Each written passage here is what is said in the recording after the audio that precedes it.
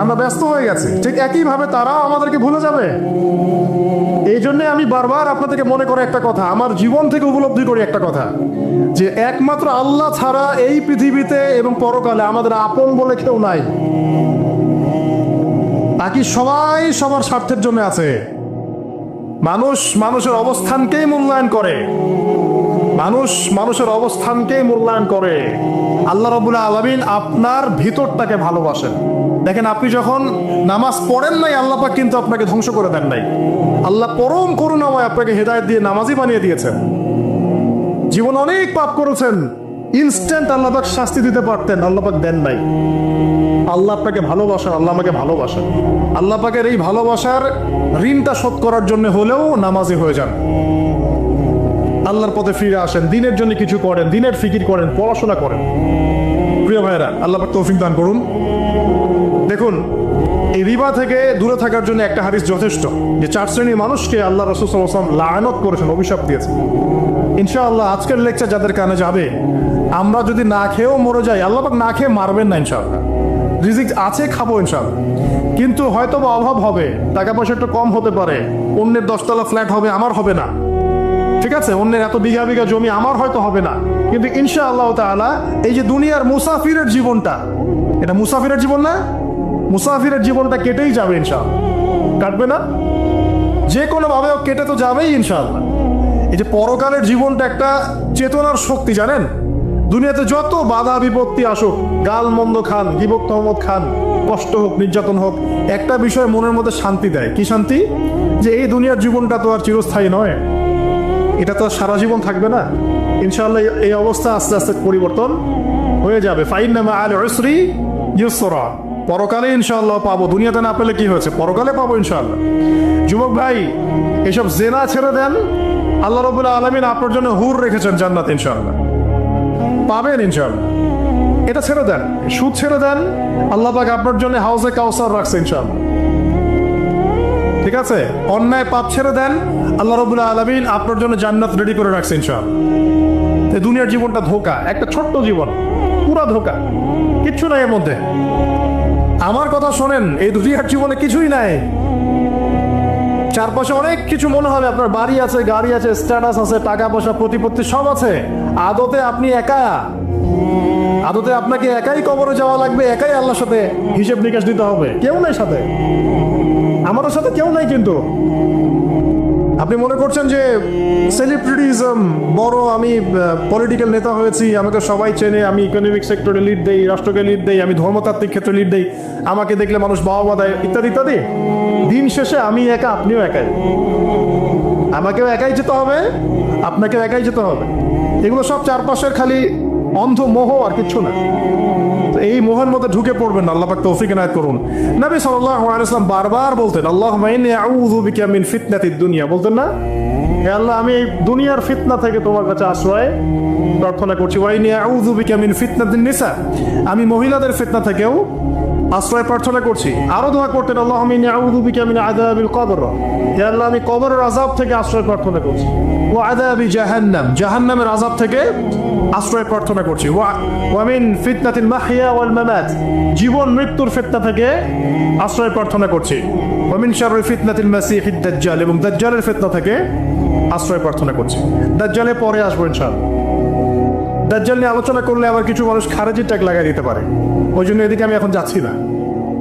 হ্যাঁ, সামনে আসে তো রিবা, রিবার বিষয়টা বলছিলাম। আইয়ামে জাহিলিয়াতে যে সেই রিবা এখনকার বিশ্বে আছে কি নাই বলেন? ওই সময় না হয় মক্কায় ছিল, এখন কি সারা বিশ্বব্যাপী নাই? বিশ্বের কোনো কান্ট্রি রিবা মুক্ত না, বিশ্বের কোনো দেশ রিবা থেকে মুক্ত থাকতে পারবে না, এই বিশ্ব পরিচালনা যারা করছে ওদের আন্ডারে থাকলে। কখন কখন হবে বিশ্ব রিবা মুক্ত? একদিন বিশ্ব রিবা মুক্ত হবে ইনশাআল্লাহ। একদিন না একদিন এই বিশ্বটা সুদ মুক্ত হবে ইনশাআল্লাহ তাআলা। তখন জালেম পার পাবে না, মাজলুমের রক্ত শ্রম বৃথা যাবে না ইনশাআল্লাহ। কবে, কত বছর পর আমি জানি না, কিন্তু এতটুকু জানি যে মালহামার পরে যখন আল মাহদি আসবেন, এবং তারপর যখন মাসিহুদ দাজ্জাল বের হবে এবং ঈসা ইবনে মারইয়ামকে আল্লাহ পাক নামিয়ে দিবেন, তার হাতে যখন দাজ্জাল নিহত হবে এবং জেরুজালেম থেকে যখন পুরো বিশ্ব শাসন করা হবে মুসলিমদের হাতে, তখন রিবা বলে কিচ্ছু থাকবে না পৃথিবীর ইনশাআল্লাহ। তার আগ পর্যন্ত এই অবস্থা সলভ হবে কিনা আমরা জানি না, হতেও পারে নাও হতে পারে, তবে ওই সময় যে হবে নিশ্চিত ইনশাআল্লাহ। আসুন, আইয়ামে জাহিলিয়াতের আরেকটা বড় পাপ ছিল যে এক ভাই বলেছেন, সেটা হচ্ছে নারীর অবমাননা। কে বলেছে এই কথাটা? সামনে একজন। হ্যাঁ, আইয়ামে জাহিলিয়াতের অন্যতম একটা সেরা পাপ ছিল কি? নারীর অবমাননা। এটা নিয়ে কি বলতে হবে? এখন ধর্মের মধ্যেও আমরা নারীদেরকে অবমাননা করছি। বহু নামাজি ব্যক্তি আছে আমাদের মধ্যে, দেখবেন বোনের সম্পত্তি দেয় নাই, মেয়েকে শিক্ষিত করতে চাচ্ছেন না। কেন চাচ্ছেন না? ওর কি অধিকার নাই শিক্ষার? আপনি কি জানেন যে আয়েশা রাদিয়াল্লাহু আনহার কাছে বহু সাহাবী হাদিসের তালিম নিয়েছেন, বহু হাদিস শিখিয়েছেন কে? মা আয়েশা রাদিয়াল্লাহু আনহা। তো তিনি যদি শিক্ষিত না হতেন শেখাতে পারতেন? তো মেয়েদের শিক্ষার দরকার আছে না? হ্যাঁ, কি বিষয় দরকার? তাদের উপযুক্ত পরিবেশ নিশ্চিত করতে হবে, নিরাপত্তা, পর্দা এগুলো নিশ্চিত করতে হবে। তারপরে মেয়েদেরকে আপনি অবশ্যই শিক্ষিত করবেন। ঘরের কোণে বসে রাখতে কে বলেছে? আপনি নিরাপদ পরিবেশ দেন, পর্দা দেন, তারা মাদ্রাসা যাবে, পড়াশোনা করবে। ঠিক আছে? আল্লাহ পাক আমাদের মা বোনদেরকে শিক্ষিত করার তৌফিক দান করুন, আমিন। ভালো ভালো কোয়ালিটি সম্পন্ন মহিলা মাদ্রাসা গড়ে তোলেন। আর মেয়েরা যদি শিক্ষিত না হয় তাহলে আমাদের বাড়ির বউরা শিক্ষিত হবে না। আর বউ শিক্ষিত না হলে আপনি একা শিক্ষিত হয়ে লাভ দেয়। তখন ওই যে বললাম টর্চার সেল, ওই টর্চার সেলে ঢুকতে হবে আর কি। কথা বুঝতে পারছেন না? আগে বিয়ে শাদী করেন, বুঝবেন ইনশাআল্লাহ। আর যারা করেছেন তারা অলরেডি হাসছে যে মিটমিট করে দেন। ঠিক আছে? আচ্ছা, সামনে আসেন। দেখেন মেয়েদের অবমাননা কিভাবে দেখাবো। সবচেয়ে বড় অবমাননা হচ্ছে ওদের দেহটাকে আমরা এখন পণ্য বানিয়েছি। এই যে পর্নোগ্রাফি দেখেন, এই মেয়েগুলোর ইজ্জতের কোনো দাম নাই। মানে তাদের দেহটাকে একটা ব্যবসার সামগ্রী বানানো হয়েছে। এবং আমি একটা লেকচার দিয়েছিলাম ঢাকায়, নীল দর্পণ, দেখবেন অনলাইনে আছে। ওখানে আমি স্ট্যাটিস্টিক দেখিয়েছি যে সারা বিশ্বে এই যে আমেরিকায় শুধুমাত্র $12 বিলিয়ন ব্যবসা করে পর্ন দিয়ে। এটাকে ব্যবসা, একটা ইন্ডাস্ট্রি। যেমন ফিল্ম ইন্ডাস্ট্রি আছে, তারপরে গানের ইন্ডাস্ট্রি আছে না, এরকম একটা ইন্ডাস্ট্রি হচ্ছে এই পর্ন ইন্ডাস্ট্রি। এখানে সবাই অ্যাক্ট্রেস, এরা হচ্ছে অভিনেতা অভিনেত্রী। এখানে যা দেখানো হয় এগুলো কিন্তু রিয়েল না, বাস্তব না, সব ফেক। বুঝতে পারছেন না কথা? এগুলো অভিনয়, এগুলো ফেক। এবং এটা একটা ইন্ডাস্ট্রি, এর মধ্য দিয়ে মেয়েদের দেহটাকে পণ্য বানিয়ে সারা বিশ্বে ব্যবসা করছে। এবং এর একটা অন্যতম উদ্দেশ্য হচ্ছে মুসলিম যুবকদের ঈমান যেন নষ্ট করা যায়। কারণ মুসলিম যুবকদের ঈমান চলে গেলে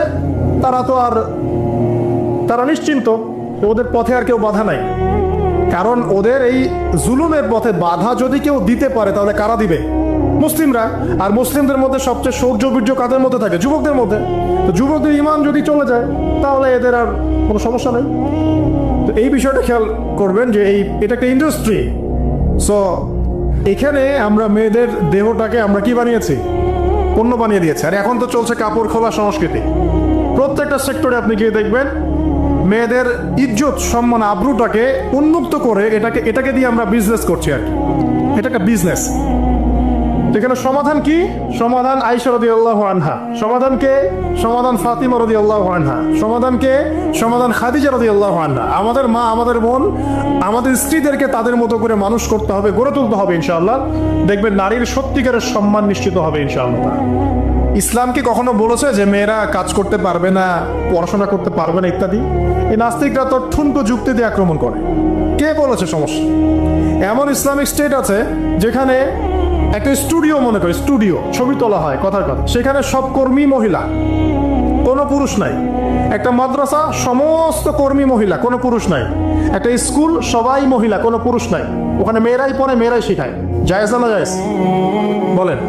একটা নিরাপদ পরিবেশে যদি মেয়েরাই মেয়েদের দায়িত্ব নিয়ে পড়াশোনা করায়, ব্যবসা করে, অন্য কিছু করে, জায়েজ না জায়েজ? তাহলে পরিবেশ নিশ্চিত করাটা হতে চ্যালেঞ্জ।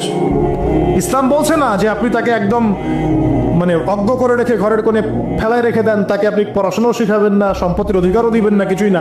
এগুলো ইসলাম কখনো বলেনি। বলেছে? আরে বোকা মানুষ, রাসূলুল্লাহ সাল্লাল্লাহু আলাইহি ওয়াসাল্লামের সময় তো মহিলা সাহাবীরা উহুদের যুদ্ধ করেছে। কি শুনলেন? রাসূল সাল্লাল্লাহু আলাইহি ওয়াসাল্লামের সময় মহিলা সাহাবী উহুদের যুদ্ধও করেছে। উহুদের যুদ্ধের নাম শুনেছেন? ওখানে মহিলা সাহাবীও ছিল, তীরন্দাজ। তাহলে মহিলারা কি করে নাই নবীর যুগে? আর খাদিজা রাদিয়াল্লাহু আনহা যত বড় ব্যবসায়ী ছিলেন, এখন এত বড় ব্যবসায়ী পাবেন? কোনো মেয়ে আছে এত বড় ব্যবসায়ী? উসমান রাদিয়াল্লাহু আনহু যত বড় বিজনেসম্যান ছিলেন, এখন এত বড় বিজনেসম্যান আছে? তো কি ছিল না সেই স্বর্ণযুগে? ওই স্বর্ণযুগের সুন্নতি আমাদেরকে আমল করতে হবে। আল্লাহ পাক তৌফিক এনায়েত করুন, আমিন। প্রিয় মা ও বোনেরা, পর্দা ছাড়বেন না। আপনাদের জন্য 4টা কাজ: স্বামীর আনুগত্য করা, লজ্জাস্থানের হেফাজত করা, আপনার 5 ওয়াক্ত সালাত ঠিকঠাক মতো আদায় করা এবং রমজান মাসে সাওম রাখা। নবীজি বলেছেন সাল্লাল্লাহু আলাইহি ওয়াসাল্লাম, জান্নাতের যে কোনো দরজা দিয়ে ইচ্ছা আপনি প্রবেশ করতে পারবেন। আপনার জন্য সহজ। আর স্বামীর আনুগত্য বলতে আমি বুঝাইনি স্বামীর দাসত্ব করতে হবে, এটা বলিনি। এখনকার কিছু ফ্যামিলিস্ট মেয়ে আছে, ওরা আনুগত্য শব্দ মনে হয় যে দাসত্ব মনে হয়। আনুগত্য আর দাসত্ব এক জিনিস না। আনুগত্য কি? স্বামী কোরআন সুন্নাহর অনুকূলে কোনো কথা বলেছে, আপনি মানবেন। স্বামী বলছে পর্দা করো, তোমাকে ভালোবেসে বলছি তুমি পর্দা করো, তুমি আমার অনেক প্রিয় একজন মানুষ, তুমি বেপর্দায় বাইরে যাবা, লোকজন দেখবে, কেমন হয়? ঠিক আছে, তোমাকে তো আমি বিয়ে করেছি, তুমি আমার মানুষ, তোমাকে দেখতে কেমন? ঠিক আছে, তো এখন স্বামী ভালো কথা বলেছে, আপনি শুনলেন, এটা আনুগত্য। আর ওই স্বামী যদি বলে আসো তো আমার কলিগরা এসেছে, ওকে খাবার সার্ভ করতে হবে, আসো খাবারটা পরিবেশন করো, এখন আপনি বেপর্দা হয়ে আপনার স্বামীর কলিগের সামনে খাবার পরিবেশন করতে শুরু করলেন, এটা কি আনুগত্য করতে হবে? না, তখন আপনি আনুগত্য করবেন না। সিম্পল, কোরআন সুন্নাহর অনুগত কাজে আপনি স্বামীর আনুগত্য করবেন, বিপরীতে গেলে আপনি করবেন না। স্বামীর আনুগত্য মানে স্বামীর দাসত্ব নয়। আর এই হাদিসটা আপনি কেন ভুলে যান যে আল্লাহ রাসূল সাল্লাল্লাহু আলাইহি ওয়াসাল্লাম বলেছেন, আল্লাহ ছাড়া যদি কাউকে সেজদা করা যেত, সম্মান বুঝাচ্ছেন, আল্লাহ ছাড়া যদি কাউকে সেজদা করা জায়েজ হতো, আমি মেয়েদেরকে বলতাম যেন স্বামীকে সেজদা করে। কেন? কারণ আপনাকে রেসপন্সিবিলিটি, আপনার খাবার, আপনার ফুড, আপনার শেল্টার, আপনার মানে পুরো দায় দায়িত্ব নিজের হাড় ভাঙা পরিশ্রম দিয়ে, জীবনের ঝুঁকি নিয়ে স্বামী আপনার জন্য করে। সে আপনার সম্মান পাওয়ার যোগ্য তো? সে কি আপনার সম্মান পাওয়ার যোগ্য নয়? আপনি যদি সম্মানের হক আদায় না করতে পারেন তাহলে আপনি অকৃতজ্ঞ। আর অকৃতজ্ঞ মেয়ে কখনো জান্নাতে যাবে? একটা হাদিসে আছে, বেশিরভাগ মেয়ে জাহান্নামে যাওয়ার অন্যতম কারণ হচ্ছে তারা স্বামীর সাথে কুফুরি করে। কি করে? আরে সারা জীবন স্বামী ভালোবেসে যায়, ভরণ পোষণ দিয়ে যায়, সব চাহিদা পূরণ করে যায়, একদিন দেখবেন কথা কাটাকাটি হয়েছে, ওই দিন বলে বসবে যে তোমার কাছে আমি কিচ্ছু পাই না সারা জীবন। এই যে কুফুরি, এই কারণে তারা জাহান্নামে যেতে পারে বেশি। আল্লাহ হেফাজত করুন। না, আরেকটা কারণ হচ্ছে যে বেপর্দা। আপনাকে 4টা মূলনীতি ফলো করতে হবে। 1, এমন কোনো পোশাক পরবেন না যে পোশাকটা আটো সাটো, যেটা পরলে আপনার গায়ের কাঠামো বোঝা যায়। এটা বোরখা হলেও পরা যাবে না। আমি কি বুঝাতে পারছি? ডিজিটাল বোরখা দেখেন নাই? দেখছেন? মাশাআল্লাহ। আর কারা কারা দেখছেন? এদিকে চোখ বেশি যায় না? আচ্ছা, এমনি দেখা যায়, চোখ দিতে হয় না, এমনি দেখা যায়। ডিজিটাল বোরখা চলবে না, ডিজিটাল বোরখা চলবে না। আমার মত, এটা আমি মত দিচ্ছি, আমি আল্লাহ রাস্তায় সময় দিয়েছি অনেকদিন, এবং এখানে যে পর্দাটা শেখানো হয় এরকম পর্দা আমি অন্য কোথাও দেখি নাই। এত চমৎকার পর্দা শেখানো হয়। কারা কারা সময় লাগিয়েছেন? 3 দিন 7 দিন সময় দিয়েছেন কারা কারা? বেশিরভাগই দেন নাই, সমস্যা নাই, দিতে হবে। আমি বাধ্যতামূলক বলিনি আপনাকে, বলেছি এখানে পর্দা শেখানো হয়, চমৎকার পর্দা শেখানো হয়, যে এখানে চোখটা পর্যন্ত তাদের ঢেকে রাখার তালিম দেওয়া হয়। যাই হোক, যেখানেই শেখেন অ্যাটলিস্ট পর্দাটা শিখলেই হলো। এমন পোশাক হবে না যেই পোশাকটা আটো সাটো, যেটা পরে আপনার গায়ের কাঠামো বোঝা যায়। 2 নম্বরে, এমন পোশাক পরা যাবে না যেই পোশাকটা পরলে বাহির থেকে ভিতরের অঙ্গ দেখা যায়। দেখেছেন? দেখেন নাই? দেখছেন হুজুর? আচ্ছা, আপনারা তো সব দেখেন দেখি। তারপরে 3 নাম্বার, এমন পোশাক পরা যাবে না যেটা অমুসলিমদের সাথে সাদৃশ্য আছে। কথা বুঝতে পারছেন? অমুসলিমদের ধর্মীয় বিষয়ের সাথে সাদৃশ্য আছে এমন পোশাক মুসলিম মেয়েদের পরা যাবে না। এর মানে এই নয় যে অন্য ধর্মকে আপনি আক্রমণ করবেন, এটাও নয়। যে যার ধর্ম তাদের স্বাধীনতা মতো পালন করবে। মুসলিমরা বাধা দিবে?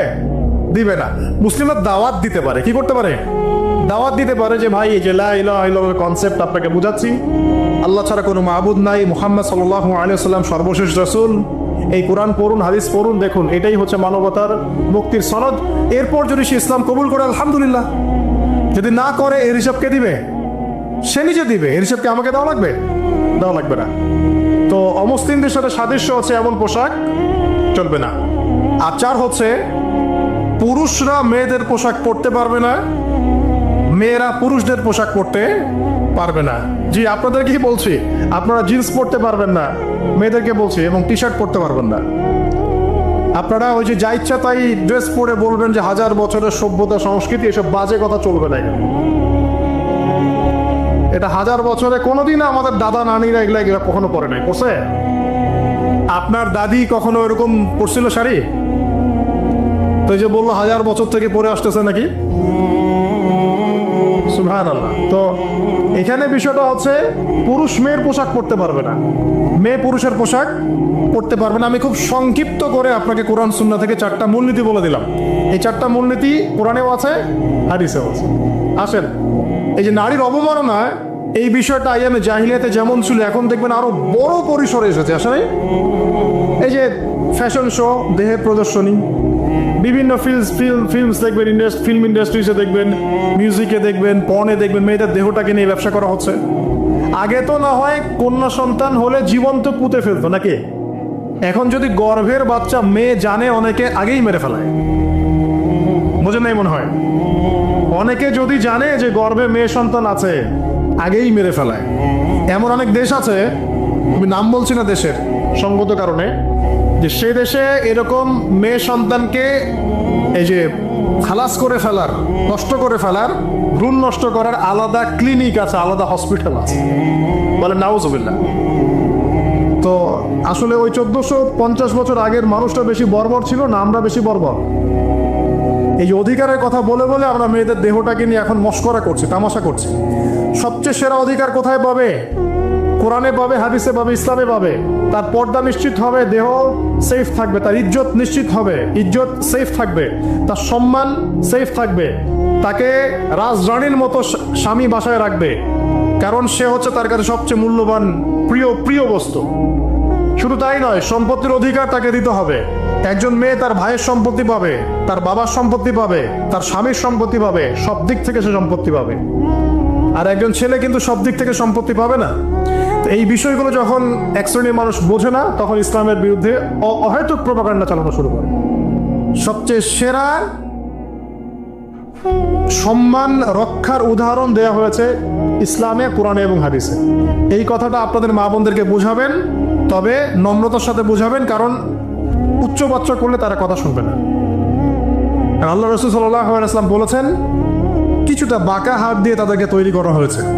যদি আপনি শক্ত করে চাপ দিতে যান তাহলে ভেঙে যাবে, আর যদি আপনি ওই অবস্থায় ছেড়ে দেন তাহলে বাঁকাই থেকে যাবে। এখানে আপনাকে হিকমা অবলম্বন করতে হবে। আল্লাহ পাক তৌফিক দান করুন। একটা বিষয় বলছিলাম, ওই যে শিরকের পাপ এখন গ্লোবালাইজেশন হয়েছে না, ওই সুদের পাপ এখন গ্লোবালাইজেশন হয়েছে না। গ্লোবালাইজেশন বোঝেন? মানে বিশ্বায়ন, পুরো বিশ্বে ছড়িয়ে পড়েছে না। আরেকটা হচ্ছে এই যে মেয়েদের অবমাননা, এটা সারা বিশ্বে ছড়িয়ে পড়ে নাই। আচ্ছা, আর দুটা বলবো, এরপর বলে আমি শেষের দিকে যাচ্ছি। আসেন, একটা হচ্ছে মাদক। আইয়ামে জাহিলিয়াতের অন্যতম সেরা পাপ ছিল কি? মাদক। ওই যে বলছেন জাহিলি যুগ, কেন বলছেন জাহিলি যুগ? বিকজ ওইখানে মাদক খেত মানুষ বেশি। এখন বলেন, ওখানে না হয় মক্কায় মাদক খেত মানুষ, এখন সারা বিশ্বে মাদক ছড়িয়ে পড়ে নাই? বেশি না কম? এখন এই যে নতুন নতুন মাদক আসছে, ইয়াবা, আরো নাকি কি কি আসছে নতুন নতুন, আমরা নামও জানি না। এই যে গাজার নাম জানি, ফেন্সিডিলের নাম জানি, আর কি কি আছে, হিরোইন বলেন আর দু একটা, আফিম, আর কি আছে? হ্যাঁ, রেন্ডি, সুবহানাল্লাহ, এই নামও কখনো শুনি নাই আমি। আচ্ছা শোনেন, বিষয়টা হচ্ছে, দেখুন এই বিষয়টা কি হালাল না হারাম? আচ্ছা, এটাকে যদি আমরা হালাল করে নেই তাহলে কি হবে? কুফরি হবে না শিরক হবে? শিরক কুফর দুটোই হচ্ছে। কিন্তু এখন মক্কার কিছু মানুষ মাদক খেয়েছে বুঝলাম, আল্লাহ রাব্বুল আলামিন ধাপে ধাপে এখান থেকে বের করেছেন। প্রথমে বলেছেন মদ খেয়ে নামাজের ধার কাছে যেও না। হ্যাঁ, তারপরে বলেছেন এই যে মাদকে কিছুটা উপকার আছে কিন্তু বেশি ক্ষতি। তারপর বলেছেন খেয়ে নামাজের কাছে যেও না। তারপর ধাপে ধাপে শেষের দিকে এসে আল্লাহ পাক বলেছেন যে এটাকে ছেড়ে দাও। সূরা মাইদায় পড়ে দেখেন, এটা শয়তানের কাজ।